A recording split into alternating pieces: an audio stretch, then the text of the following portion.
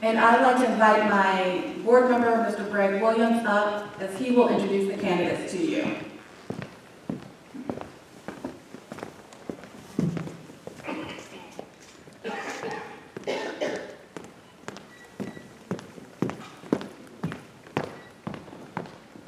Thank you, Kendra, and good evening, everyone, again. And we want to make sure that you understand the goal of tonight's event. Our candidates will be speaking briefly in order to give you the opportunity to ask any question that you feel is necessary. No question is out of bounds, so feel pleased to ask any question that you have. So at this time, I'd like to introduce our two candidates. Jason Larry here is the first candidate, and Douglas Faber is our second candidate here. Well, excuse me, the two candidates, there's no one or two. let me make that correct. Okay, so at this point, I'd like to bring up Jerry Favors to come up and Jerry Myers, sorry Jerry, to come up and introduce our moderator for tonight. Thank you.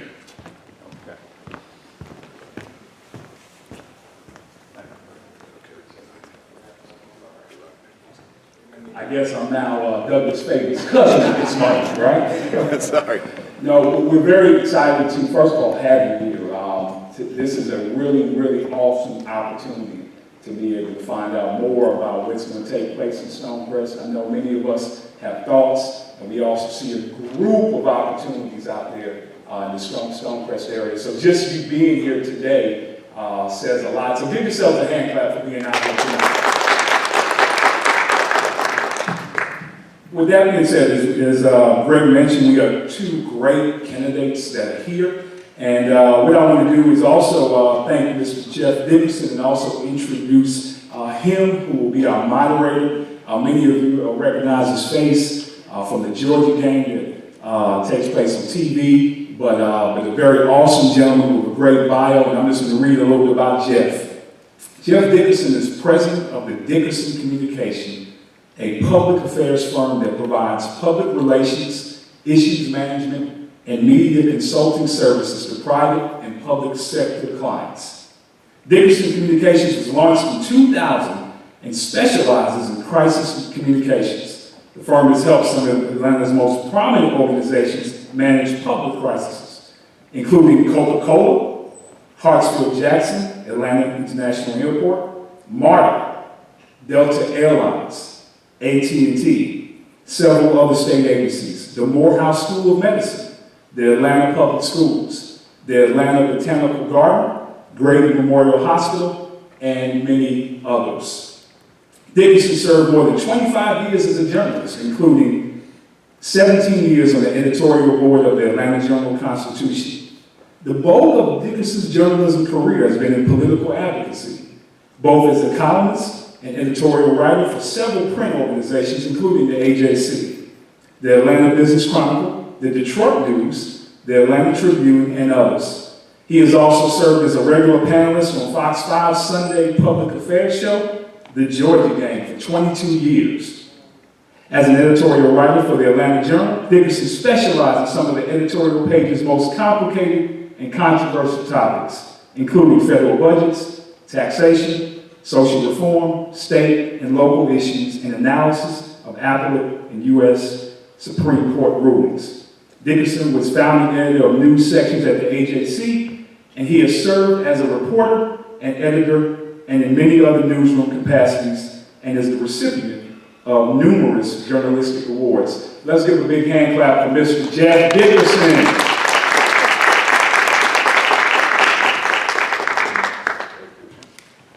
I appreciate that introduction, but really the only thing that you need to know about me is that I'm your neighbor.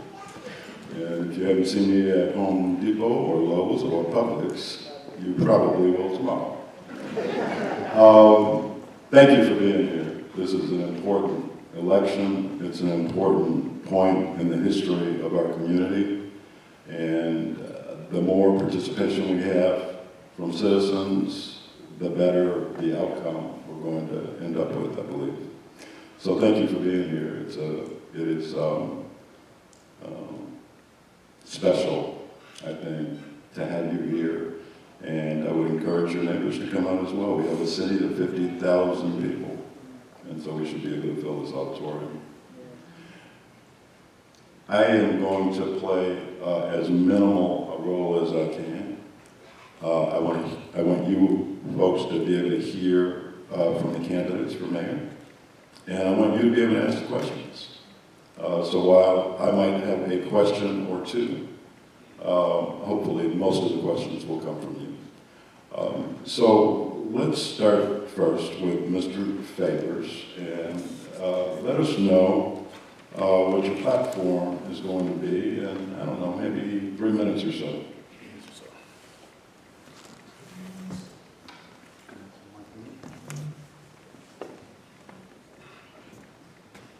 So, if you haven't been to any of these forums yet, there's something I do like clockwork. Favors, the number 4, mayor.com. That's favorsformayor.com. I have to put that out there because no matter what's going on, that site also has these events listed for you to go to as many as possible for the election. So it does have information. And, you could vote for me also. That will help a lot. Who am I? I'm going to piggyback a little bit off of Jeff. I don't have as many of the years in this community so that you could say, yeah, I remember this, or this was built when I was here, or I went to school with your child or with you, but I am your neighbor. I believe in the vision of the city being a great city. There's different ideas and opportunities for this city to have. Those things are going to be embodied by you. I can stand up here and give you a lot of things that I have in my mind about what the city should be, but really, ultimately, everything that comes from me is from coming to meetings, living in the city, and hearing people talk about what they want. It's not my plan. I have to say this is just, the 3-minute intro, but I like to get to the point. It's not mine. It's ours.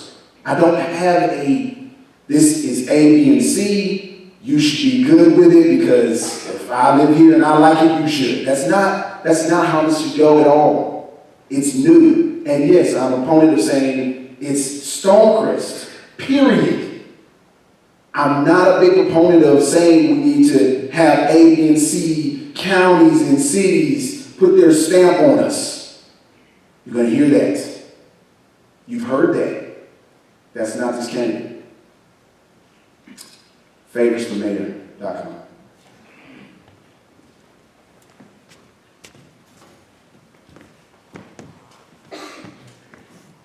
Mr. Larry, it's your turn.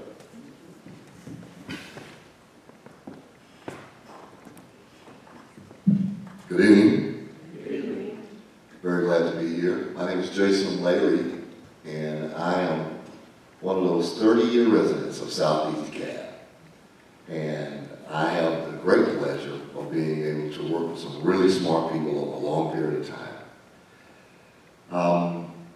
Our journey with this started 4 years ago, and a group of us started an organization by the name of STONECREST City Alliance. And in the STONECREST City Alliance, it was our opportunity to actually go out to the community and find out what it is that we wanted to do different so that we could prosper. That took several ways to be able to make that happen. But first, let me give you some personal information, if you don't mind. I'm a 1984 graduate, dual degree, Clark Atlanta University, broadcast, journalism, minor in marketing. I've been married for 31 years. I have 2 adult children. One finished college and one is a sophomore at Georgia Southern University. I'm a deacon at Union Missionary Baptist Church in Lithonia. And I was also the creator and curator of Lithonia concerts. As a matter of fact, the building that you are sitting in today, I was the inaugural production and marketing manager for this facility. I'd like to say hello to Ms. Cynthia, who's sitting in the area here, who's my work person here, and also David Banner and Missy Hahn. Long and short of it is back to the city, back to our vision. So, for many of with what even Mr. Favors said. The vision of the city came from the people that we did the actual seminars for. We started out with live, work, play, and then it grew from there, from live, work, play, to live, work, play, worship, shop, and educate. Those 6 pillars is what we built the foundation for the city of Stonecrest. We wanted to be able to take care of our own selves. We wanted to be able to create our own commerce. We wanted to be able to make sure that we could carry our own bucket and our own weight. So at the end of the day, the citizens voted yes to create the city of Stonecrest. But my vision of it, the platform of it, the absolute solid instance is economic development. It is our road to prosperity with regards to what we're doing for Stonecrest. Thank you.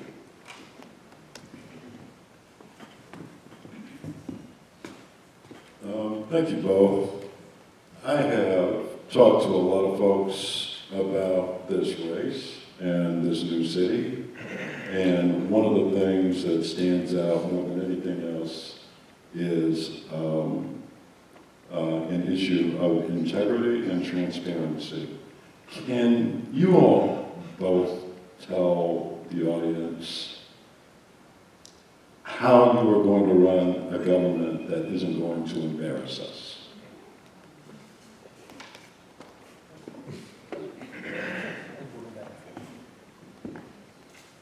I think that is probably one of the primary issues of any government, but particularly a new city. Being able to make sure that a person or a group of individuals are doing the right thing, 2 things has to happen. One, it has to be innate in that person. It has to be built inside of that person not to do wrong, not to be shady, not to take corners. That's the first thing. The second thing is a commission should be created to be able to oversight and or to oversee what is happening in our particular city. And I am for that. But for the most part, it starts with the individual. Thank you.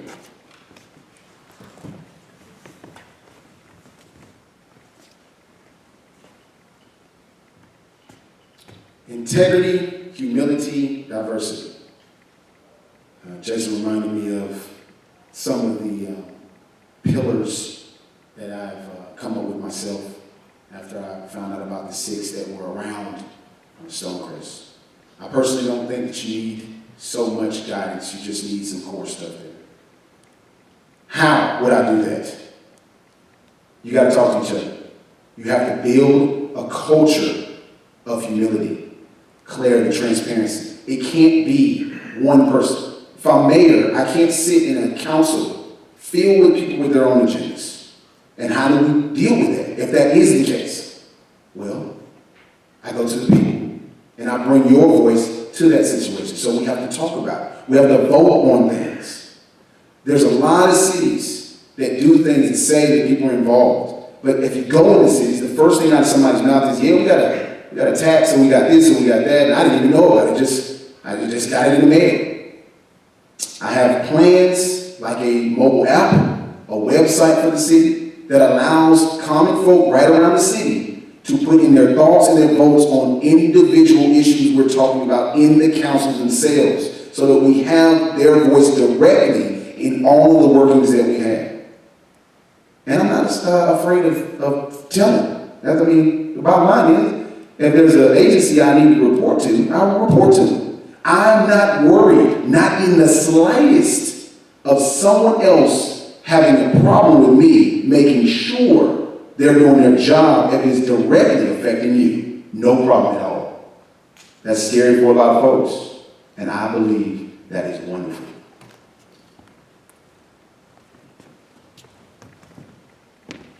I'd like to hear a little bit from both of you on issues related to services provided by the new city. I know that they're initially limited. And taxation. A lot of folks, particularly those who are not so keen on the idea of having a city of Stonecrest, are concerned about municipal taxes. Can you both address that, please?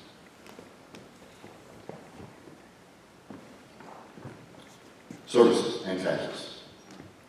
Parks and Rec, planning and zoning, code enforcement. Those are the first 3 services that we cover.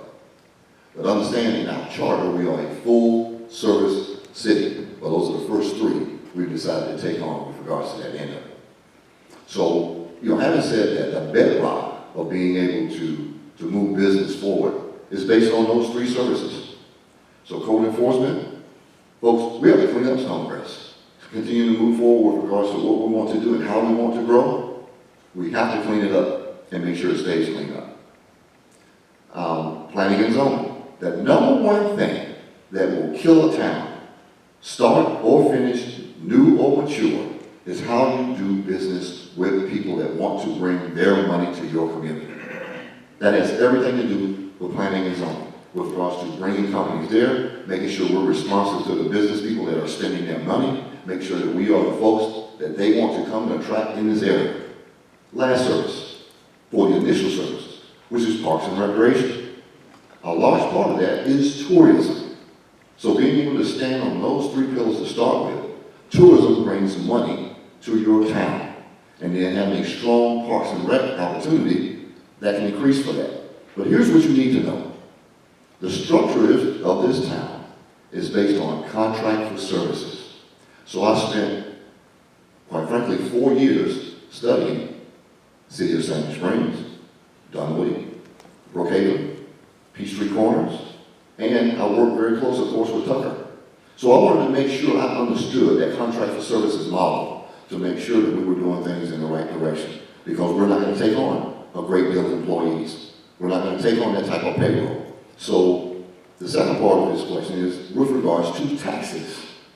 There's been a misunderstanding with regards to folks thinking there is a double tax. It is not a double tax. It is a shift in taxes from unincorporated DeKalb to the city of Stonecrest. So if you look at your tax bill will say unincorporated at this particular time. It won't say city of Stonecrest. But on your new bill, you'll see where it was unincorporated, now moves to the city of Stonecrest. So that's not a double taxation. That is a shift of tax from unincorporated to Stonecrest. Last piece of that, Mr. Dickinson, is this. You'll still have your DeKalb County tax, because DeKalb County, which is our partner, will be delivering those services. That's why I'm confident that we can start with a tax shift from unincorporated to Stonecrest. And that's why you do not have double taxation. Thank you.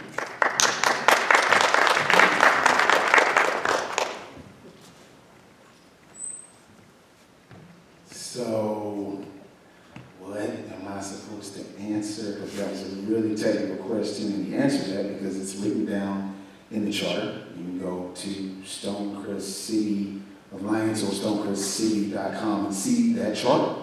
What I can add to it is maybe a little bit more specific on those taxes. Mr. Larry is talking about current taxes. I think the question may be thinking more about any new ones. There probably will be new taxation from the city for something eventually. I think that what we're running into is that people are worried about paying for something that they didn't have a hand in.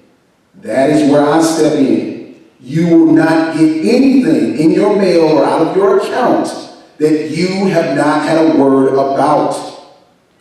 Period. Now let's back that up about the three services.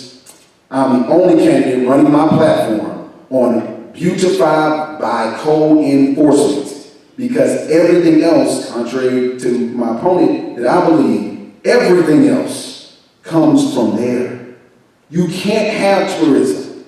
You can't have business. You can't have people move in the city at all if you are not attractive. And the way that cities do it, this is not my idea, the way that successful cities do it is have stricter code enforcement and beautify first. You have to have sidewalks for children early in the morning, working lights, crosswalks, cleanup, or a beautify situation, which I'm behind, beautify Stonecrest. You have to create those things because no one wants to come somewhere and do anything that they don't see as appealing to the eye. That's just in life. That's how the money starts. Thank you.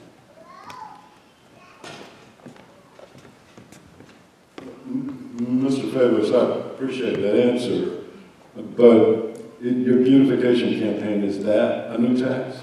No, that's not, that can come out of the current budget we have now. The current money we have now. You want to come up there? Again, if it was a new tax, you know. I'm not telling you something and then go back and say, oh, well, you guys, never get the form. That's, you knew about that one. That's what I'm telling you right now. That's not going to happen with me and Megan.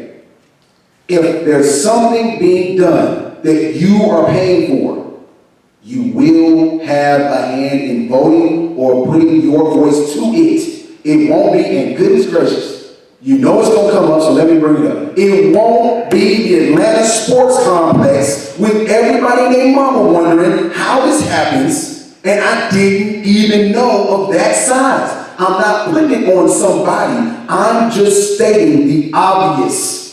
Let's be plain. I'm not going to talk to you about the financials of it. What I'm going to say is, most of the people that I run into, and that's a lot of folks, because I drive all across the city campaign, have a 90%, I'd say 5 people knew what's going on now. Now you can call that, oh, they're not involved. You can say that they didn't do A, B, and C, that's why they don't know about it.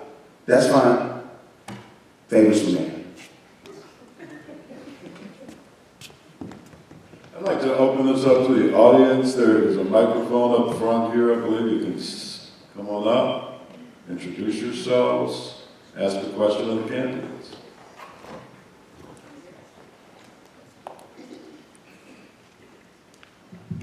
Yes, my name is Louise Ellen Alexander.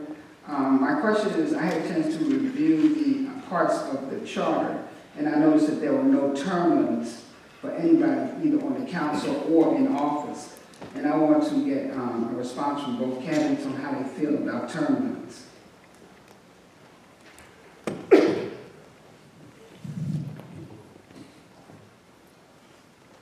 Thank you, sir. What I feel about term limits is based on, quite frankly, the voting block itself. And what I mean by that is this. If you're doing your job, you stay in. You're not doing your job, you get voted out. It's an easy thing. So I'm not support or opposed to either one. And to be specific about that, if a person is running in that arena and they are doing very well at that particular piece, then they should stay in office. If they're not, they shouldn't stay in office. Would you look at that? Me and Jason agree on something totally.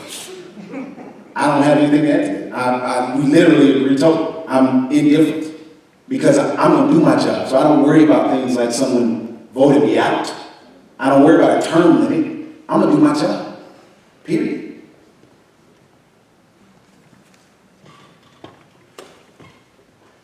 So you both see a situation where it would be okay to spend a decade in office, 2 decades, 3 decades in office? Yes, and this is why. Because if you are very effective at what you're doing, you should be able to stay there as long as the people say you can stay there. But if you're not effective, the people should have the right, which they do, to vote you out of office. Again, we agree, yes. You guys, I'm a sports fan. The bottom line is, if you're not doing your job, get out. If you're doing your job, the bottom line is, if you're doing your job, people shouldn't have a problem. If you're successful at what you're doing, what does it matter that you're there? I mean, you could probably look in this room and we could agree that somebody in here has had a job for longer than 10 years at one point, or longer than 15 years. Would you have mind if somebody just say, you know what, you've been here too long. We know we promoted you every year, but you've been here too long.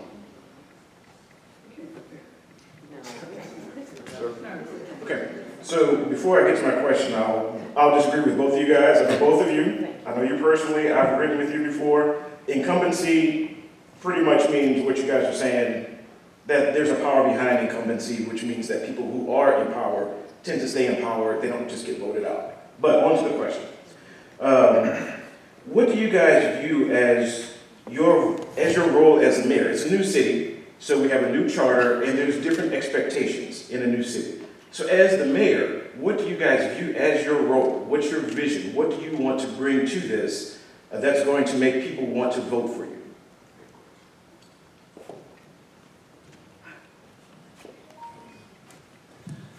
My vision as mayor, this makes me smile. The vision that was given to me as mayor of Stonecrest is to actually be a data bank for the people of Stonecrest.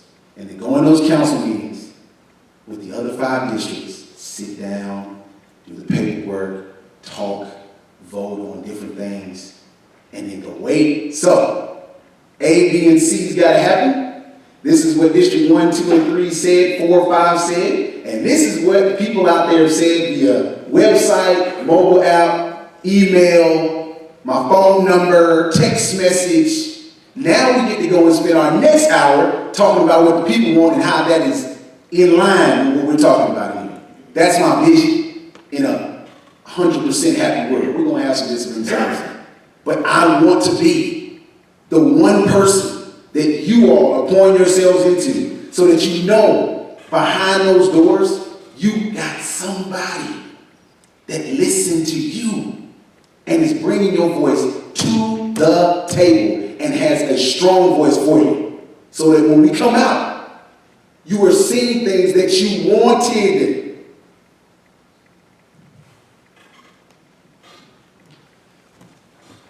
Being a mayor has a couple of components that I see. One, you have an internal brand and an external brand.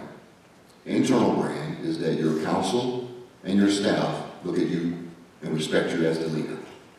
And it's a strong talent to lead leaders. Because if you look at the complement of folks that are running for office, they're some of the sharpest people I've ever seen.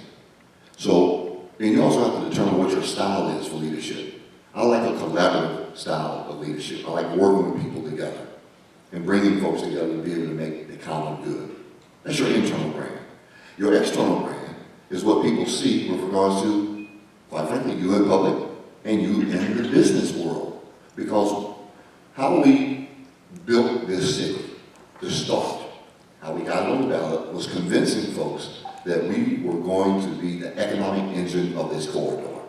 Being able to draw business here, being able to do the things that we want in that particular area with regards to industrial, with regards to commercial, and our residential area. So an external brand of the mayor is very important also, because that person is the face of Stonecrest. That person is the face of the city. And it has a lot to do with economic growth in this area. And I stand with the statement of saying our road to prosperity is economic development. And the mayor has to be the person that stands out front for that.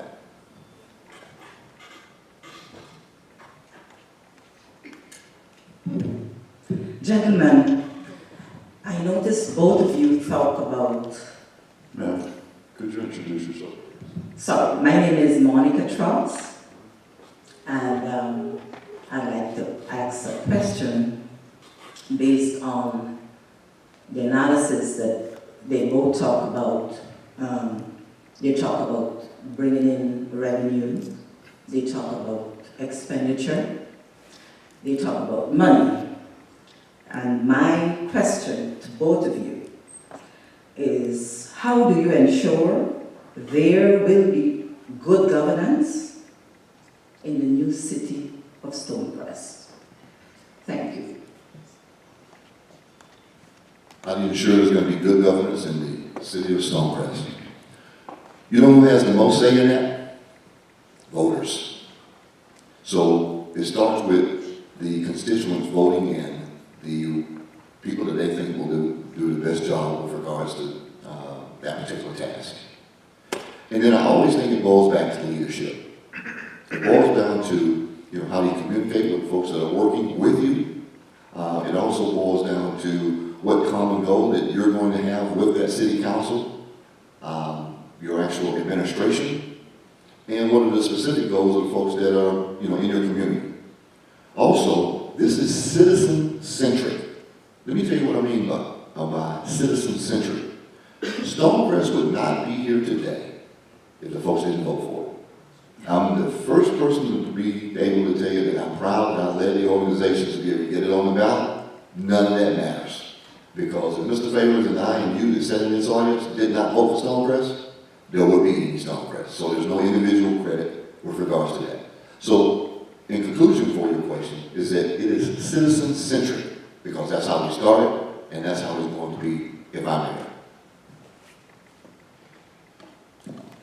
Question was, how am I going to make sure that we're doing, it's good governance going on if I'm mayor? So let's get past that point. I'm elected mayor and I'm the mayor of Stonecrest. How do I make sure that we're doing this thing correctly? I want to start off by saying it is you all that vote. But you're asking, now that you've given that to someone to do, how is it that that is actually going to happen from at least the position of mayor? Well, I could definitely tell you this. One of our candidates holds a piece of my heart because she literally is one of the only people who have said this every single time. But you cannot be afraid to have an audit system, a self-auditing system. As mayor, I am automatically that. There cannot be a couple people doing business, that elected or not, that are allowed to continue that way if they are not doing good business, ethical business. The fact that I'm sitting up here telling you this, and like Mr. Larry said, you see my face, and if you're deciding for my face to be the face of Stonecrest, you know when this happens, it's recorded. I will make sure of that. How? You have governing bodies that embody those things. They're the 911s. They're the audit committees. They're the ethics programs. You go to them and you let them know what you would call it whistleblower, tattletale. It doesn't matter. That stuff does not affect me. Do you see my face? That stuff does not affect me. I want everyone to do their job. And if you don't want to do that, this is citizen or elected otherwise, get out.